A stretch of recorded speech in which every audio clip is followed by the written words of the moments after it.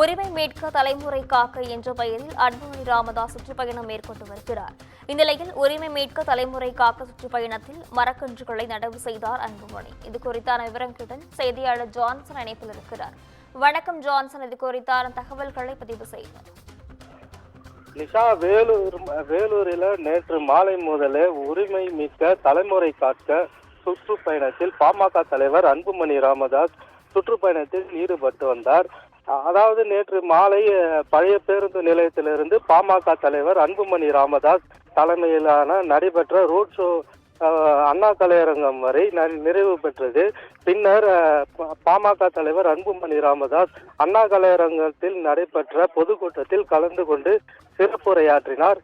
இதனைத் தொடர்ந்து இன்று உரிமையை மீட்க தலைமுறை காக்க சுற்றுப்பயணத்தில் மரக்கன்றுகளை பாமக தலைவர் அன்புமணி ராமதாஸ் நடவு செய்தார்.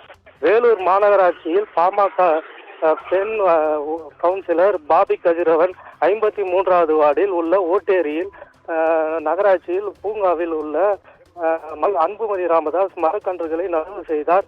பசுமை பேணி காப்போம், பாதுகாப்போம் அத்தியாவசியத்தை உணர்த்தும் வகையில் பாமக கவுன்சிலர் பாபி கதிரவன் வார்டில் அன்புமணி ராமதாஸ் நடவு செய்தார்.